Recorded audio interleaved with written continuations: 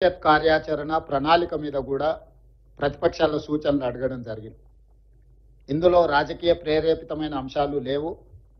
రాజకీయ ప్రయోజనాలకు తావు ఇవ్వకూడదన్న ఆలోచనతోటి ఈ సమావేశాన్ని మంత్రి గారు ఏర్పాటు చేసి ఈ సమావేశానికి ముఖ్యమంత్రిగా నన్ను, కేంద్ర మంత్రిగా కిషన్ రెడ్డి గారిని, కేంద్ర సహాయ మంత్రిగా బండి సంజయ్ గారిని, బీజేపీ పార్లమెంట్ సభ్యులను, బీఆర్ఎస్ పార్లమెంట్ సభ్యులను, ఎంఐఎం పార్లమెంట్ సభ్యులను, కాంగ్రెస్ పార్టీ పార్లమెంట్ సభ్యులను అందరిని కూడా ఆహ్వానించి సుదీర్ఘంగా అంశాలను అన్నిటిని కూడా వివరించడం జరిగింది.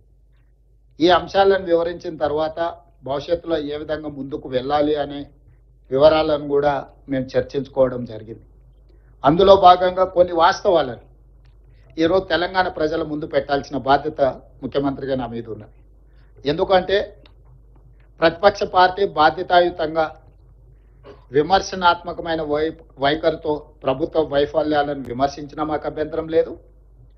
ప్రధాన ప్రతిపక్ష నాయకుడికి ఆ పార్టీలో సాగునీటి పారుదల శాఖ మంత్రిగా పనిచేసిన వాళ్లకు సుదీర్ఘమైన అనుభవం ఉన్నదని వాళ్ళు చెప్పుకుంటుంటారు. ఆ అనుభవాన్ని తెలంగాణ ప్రజలకు వినియోగించడానికి వాళ్ళు ముందుకొచ్చినా మాకు అభ్యంతరం లేదు.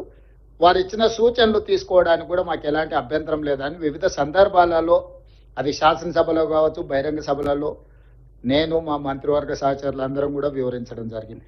కానీ దురదృష్టవశాత్తు ఏ అంశం వచ్చినా, ఏ విషయ ప్రస్తావన జరిగినా వాళ్ళకు రాజకీయ ప్రయోజనము, సంకుచిత స్వభావంతో విమర్శలు చేస్తూ ప్రజల్ని తప్పుదోవ పట్టిస్తూ అంశాలను కప్పిపుచ్చి అబద్ధాలను ప్రచారం చేయడంలో ముందు బాగానే నిలబడి ఈరోజు బీఆర్ఎస్ ప్రయత్నం చేస్తుంది. అఖిలపక్ష సమావేశంలో అన్ని పార్టీలకు జరుగుతున్న పరిణామాలు, ప్రభుత్వం దగ్గర ఉన్న సమాచారాన్ని అంతా వివరించినాం.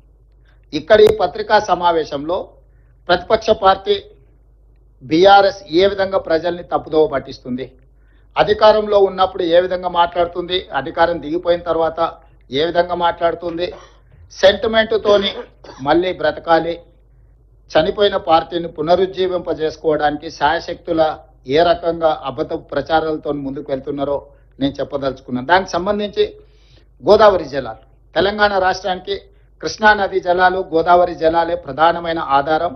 ఈ రెండు నదీ జలాల వల్ల దాదాపుగా 1 కోటి ఎకరాలు పైగా సాగునీరు అందించి ఈ ప్రాంతాన్ని సస్యశ్యామలం చేయాలన్న ఒక ఆలోచనతోని ఆనాడు కాంగ్రెస్ పార్టీ పండిత్ జవహర్లాల్ నెహ్రూ గారు మొదలుపెట్టిన నాగార్జున సాగర్, శ్రీశైలం, శ్రీరామ్ సాగర్ లాంటి ప్రాజెక్టులు, ఆ తర్వాత రాజశేఖర రెడ్డి గారు ఉన్నప్పుడు కావచ్చు, వివిధ సందర్భాలలో మొదలుపెట్టిన భీమా, నెట్టంపాడు, కోయిల్ సాగరు, కల్వకుర్తి, ఎస్ఎల్బిసి, శ్రీపాద, ఎల్లంపల్లి, అదేవిధంగా ఈరోజు సీతారామ పేరు మీద ఇందిరాసాగర్, రాజీవ్ సాగర్, ఇలాంటి ఎన్నో ప్రాజెక్టులు ఈ ప్రాంత ప్రజల ప్రయోజనానికి, ముఖ్యంగా రైతాంగాన్ని కాపాడాలి అనంటే, రైతాంగాన్ని కరువు కాటకాల నుంచి బయటకు తీసుకురావాలంటే సాగునీరు ఒక్కటే ఈ ప్రజల్ని కాపాడడానికి ఉపయోగపడుతుంది.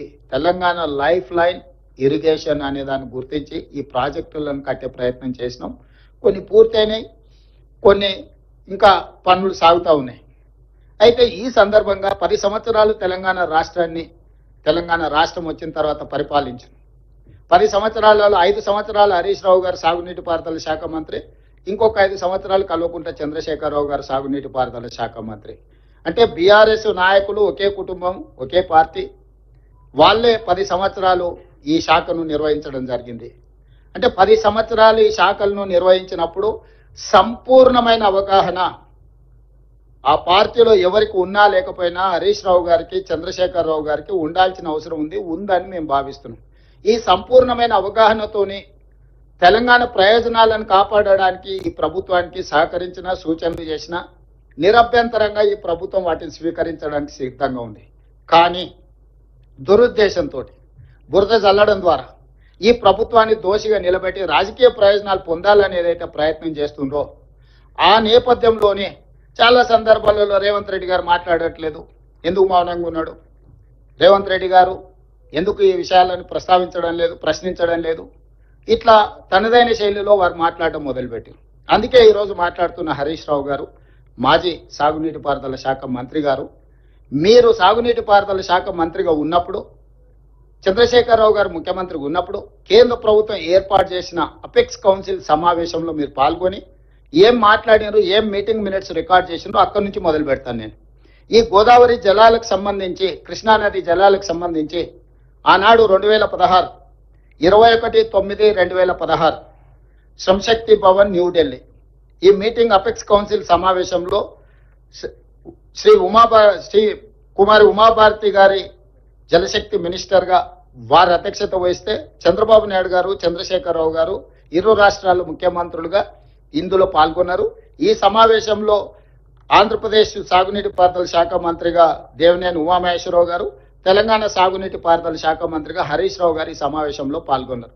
ఈ సమావేశంలో చాలా విషయాలు కృష్ణా నది మీద, గోదావరి నది మీద, అదేవిధంగా Krishna river management board, Godavari river management board నిర్వహణ, ప్రాజెక్టుల నిర్మాణము, ప్రాజెక్టులకు సంబంధించిన అనుమతుల మీద సుదీర్ఘమైన చర్చలు జరిగినాయి. దానికి సంబంధించి 8 పేజీల మీటింగ్ మినిట్స్ రికార్డ్ చేసి ఈ 8 పేజీలలో 6వ పేజీలో 2వ పారాగ్రాఫ్ లో దీంట్లో honourable chief minister of Telangana stated before the apex council that second paragraph లో ఏముంది అని అంటే, for the existing ongoing and proposed projects in both the states of Krishna River, more than 1000 TMC of water is required. On the other hand, more than 3000 TMC is going waste into sea every year in Godavari River. Hence, we